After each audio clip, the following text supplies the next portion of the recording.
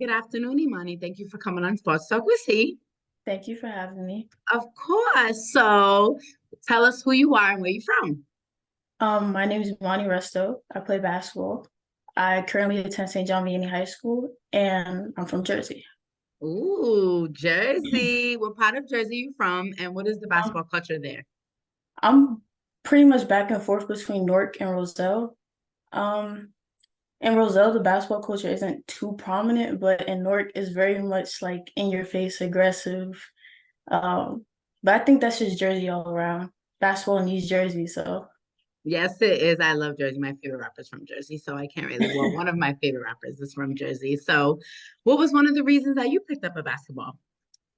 honestly. I was always an athletic kid. Basketball really wasn't like my first sport. Like boxing, on my dad's side of Ooh, the family, we was like all boxers. Like we all boxed.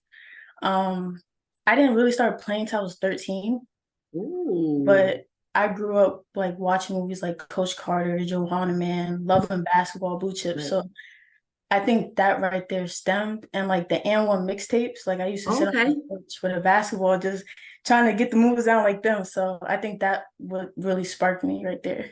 Okay, so you talk about you did boxing. Was there any other extracurricular activities or sports that you did? Yeah, I was actually like one of the only girls on the Pop Warner football team in Roseau. Um, Ooh, football. Okay, coming through with all the sports, huh? So, I love Pop One. That was too much contact for me. I was more the cheerleader girl. But how have like boxing and football have prepared you mentally to get into basketball? Honestly, like boxing is all about footwork, timing.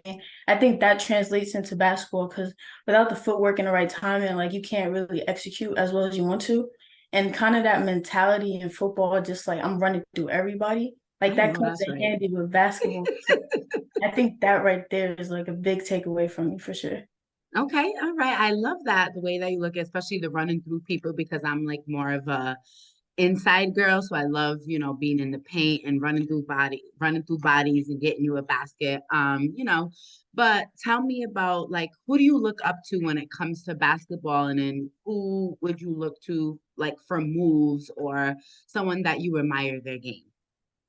Honestly, there's two players. Like Okay. when it comes to the mental aspect, I definitely say AI because he kind Ooh, of had this like effort mentality. And at the young age, you don't really know that's what it is, but that's really what it was. So I think right. that right there kind of like translates to everything for me. And then kind of like Skylar Diggins-Smith, like her Okay. aggressiveness, like the way she played defense, the way she runs off the ball, it's just something you kind of look up to, especially as a female basketball player, because we don't have many. So Okay, I like it. I like it. So, how would you describe your game right now? Because it's gonna change over the years, but as of right now and the way you play, if you could describe it in one word, what would it be? honestly, I would probably say like fearless, because like, Fearless? I'm a Mm. small guard, but I like to bang out with bigs. Like I love the aggressiveness. Like I just love being out there. So I don't really care about missing shots. I don't care about not making the right reads all the time. I'm just fearless. Like I'm gonna go out there and I'm gonna give you my all for however long you put me in. Even if it's 2 minutes, that's gonna be the best 2 minutes you ever seen. So Right. They say if you stay ready, you ain't gotta get ready. yeah. So, you started at 13, you're in high school right now. Has there been any challenges that you had to face in your journey thus far? Honestly, yeah, like I really haven't played a full healthy season. Cause when I first started, my pops, he was like, this is something you're naturally good at, so why not take it seriously? And I thought about it, I'm like, yeah, this is what I want to do. So Okay. I started, unfortunately I got injured. Then when I got back, COVID hit, then I got injured again. Then I had like this much room to get ready for my freshman year. And then unfortunately, my sophomore year, transferring to St. John Vianney, like I got injured again. So I haven't really got a chance to show people how good of a player I am, but I think that's what makes it even more exciting because they're just not gonna know what's happening. So Right, right, right.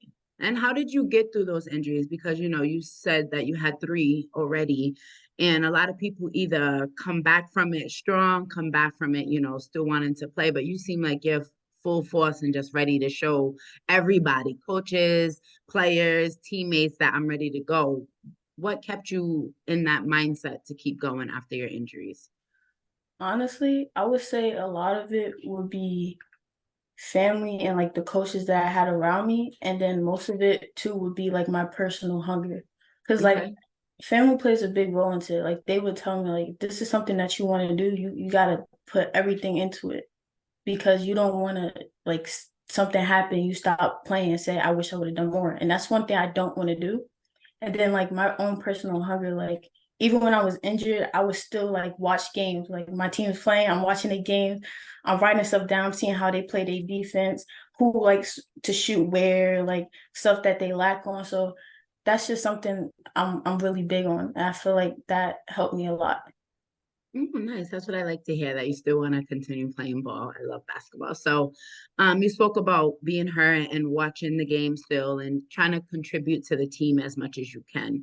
Can you just speak to how important it is to always constantly be a student of the game to, you know, how can I say this, better your craft? It's very important, like, and it's not just learning from your peers, but you can also learn from little kids too. Like, so I volunteer at a place that I used to play for when I was younger, and Hmm. I sit there and I watch these kids, but the way they move and how much they love it, like that sparks something in me because that's how passionate I want to be with the game. And they'll do moves, and I go home and I'm like, oh wait, like this works, and something Okay. clicked. So I feel like you can always learn from everything, and you shouldn't as a basketball player, even as a coach, you should never stop being a student of the game. Okay. That's it's very important. I'm trying to instill in my nephew, like, watch basketball games, like watch them. Like, you have to watch basketball games, not 2 minutes of it, like watch a full basketball game that's on TV.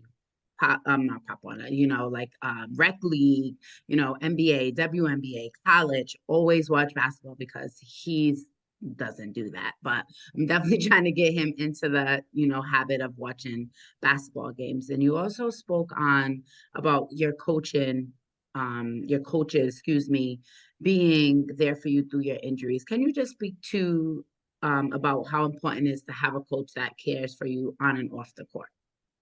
Honestly, like it really does a lot for a player because I feel oftentimes as players we feel replaceable because the game it speeds up every day. So it's either you keep up with it or you're gonna get left behind. And nobody wants to get left behind, especially if this is something that you want to do in the long run.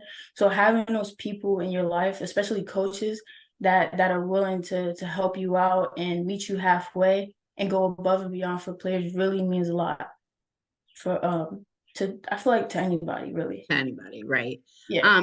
So how or have you started looking at schools? Do you know where you want to go? Have you been looked at? How's that whole process of going, of finding your right fit for the next level of education and basketball wise? Honestly, like when it comes to education, because I know my mom's watching this, so she gonna be like worried about the education part. But as far as education, I definitely do want to go to school for more than just basketball. I do want to Mm-hmm. graduate, but like on the basketball like spectrum, I don't think I'm too picky because I know that no matter where I go, they gonna have to feel me. Like they gonna have to see me on the court. So I don't really care about I yeah, know like that's right. I'm not too picky on like where I want to go, stuff like that. I just want to play ball. I know. I know that's right. So you're not, it doesn't matter, because a lot of kids are like, I want to go Division 1 basketball, I want to be here, I want to be there. And I feel like that takes away from the love of the game Yeah. because they're so focused on getting into a Division 1 school. And when they don't get into a Division 1 school and they got to go a different route to follow their dreams, it's hard. Like, look at me, I'm 35 and I'm only been in doing my following my dreams since 3 years ago. So, you know what I'm saying? So anything's possible. Um, and what is it you said education wise? So we're definitely going to get back to that because I am big on school. I just graduated last year with my master's. So what do you want to do with your education? Do you want to stay in the sports world or do you want to venture out if basketball wasn't an option? Honestly, something I've definitely learned over like the course of this year, especially being injured, is that I definitely do want to be a coach. Like I want to be that person in players' lives that really can say helped impact them in a good way. But I also want to go to school for like political science. Like I've always learned that I'm really strong with my opinions and knowledge on things. And I do want to impact a world in a greater way other than just basketball. Because I Oh, feel like I there's know that's more right. to offer than just that. So um that's really what I'm set on for now. Well, you're gonna impact us both with basketball and either political coaching, whether whatever it is. I can see Thank you you. impacting us in any way.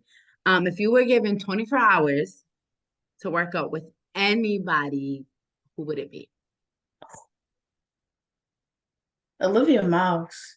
Ooh, she is tough. Oh, Oh my, she's tough. Yeah. What about Olivia Miles? It draws you to her game for one. And from that 24 hours, what would you like to take from that training session? honestly, like I've worked out with her before, because she trained in that same facility since she was a kid. So I came across her and Diamond Miller as well. But Ooh, one thing that really like drawed me to her game specifically is like she doesn't care. Like she's okay. gonna take that shot. Like her mindset is like I was in the gym putting up these shots, so this is the shot I'm gonna take because it's the shot I worked on. And I really admire that. And she's just something like you really don't see in a woman's world. And like one thing I want to take from her is not only like her confidence, but like she got this type of swagger to her game. It's not like she's just a set player, like she could do anything. I love it. And what about Diamond Miller? Diamond Miller, oh, she's crazy. Like now she got a height. Like I didn't realize she was that tall. So when Her I saw wings her and her height, wingspan is ridiculous. I think it's crazy, bro. what did they say in at the draft? I think they said some six. I forgot what they said. And I don't want to mess up her, her numbers, but Yeah, yo, her turnaround, her crossover the preseason game. yeah. Oh, it was crazy. It was so crazy that she's already pro ready, like before even get into the WNBA. And what would you like to take from her game that you've seen? Honestly, it would be her basketball IQ because I've watched her closely and she just knows where to get the ball, when to get the ball, when to take this shot, when to do this move. And it doesn't seem calculated. But when Mhm. you watching it, it's really like magic. Like she just has something about her that you rarely find in players. So I would definitely want to take that from her. Okay, I like it. So you said you want a full year of playing them so they could see you. But what Yeah. are some self goals that you have this year on the basketball court for yourself? Honestly, one of them, which is big for me, is to stop caring. Okay. Because I feel like I care too much about, and I try to over calculate my moves, but I realize that I'm my best player when I'm just playing for the love of it, not trying to impress people, not trying to play a certain way that accommodates to other players. Because for my position, I'm a point guard, I'm supposed to generate the floor, but I can't do that if I'm not at my best and I'm not just letting the game flow and come to me. So I feel like that right there is a big thing. And another one would be just like I already feel like I'm naturally stronger than a lot of people. So I'm using that aggressiveness to Okay. really like make my game take it to the next level in a way. Oh, that's what I like to hear. Well, I hope you succeed on every level and every goal that you put out this year. And if a little kid was going to come to you looking for advice on getting into basketball, and if that was going to be their second sport, since you played other sports first, what would you tell them? I would tell them to find other hobbies as well. Okay. Because as I got older, I learned that basketball really does take a toll on your mental. And it's important to have other ways to express yourself. Because for me, basketball is very therapeutic, but there can be times, like, especially when I was injured, like, I would get in this mindset of, like, am I going to make it? Like, am I going to be as successful as I think I am? Is the potential people saying that they see in me, is that really how it looks out there to other Right. people? So just having ways to kind of like express yourself in a different way. And I've actually talked to a player about this. And she gave me that advice and that really stuck with me for Okay. sure. Well, that's some really good advice to find other hobbies, guys. So you heard her. And I wanted to ask you, do you either miss football or playing football or either boxing? Honestly, I don't really miss football. I'm only saying this because like once I got to the age where like I feel like I played because all my friends were boys growing up. So that's all Hmm. we go outside, we play football for hours. So that's all we did. So I feel like I really just did that just to have something to do. But like boxing, I definitely miss it sometimes. And I feel like I can incorporate that in my workouts because it is beneficial to me playing basketball, the footwork aspect, the conditioning is really good. So I feel like I might incorporate that a little bit more within in my workouts for sure. All right. Well, that's what I'd like to hear. Well, good luck to you this season. And there's no, you're going to play the full season. We're going to speak that into existence. You're going to kill it. And I want you running through everybody, like you said, and, have a blast playing basketball this year. And like you said, do not care what anybody says. And thank you, Imani, for giving me your time. It was a pleasure having you on Sports Talk with C. Thank you. I appreciate it.